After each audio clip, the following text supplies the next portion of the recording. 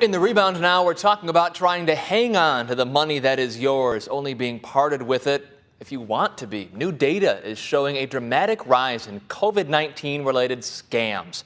That's resulted in hundreds of thousands of Americans losing millions of dollars. Alicia Nieves shows us the kinds of scams that are out there and how to try to avoid falling victim.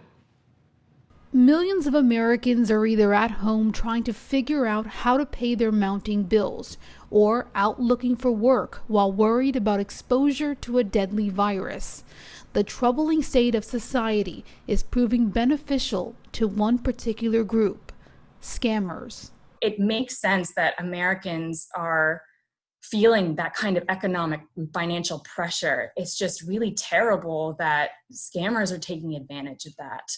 Lucy Baker is with the U.S. Public Interest Research Group, a watchdog organization based in Washington, D.C., that has been tracking COVID-19 related scams since May. In May, it found around 50,000 COVID-19 scams have been reported in the FTC's database. Last month, that number jumped to over 200,000.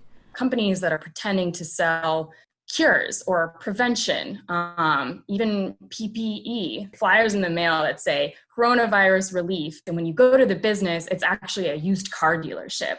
The average victim lost around $300, but that number doubles for victims 80 years and older. So organizations like PIRG, the Department of Justice, even AARP, have put out top tips to avoid falling for a COVID-19 scam. My biggest tip is really to do your homework.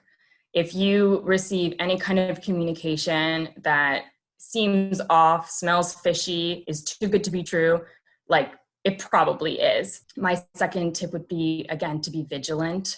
The more you're aware that something like this could happen to you, the more likely you are to be able to stop it.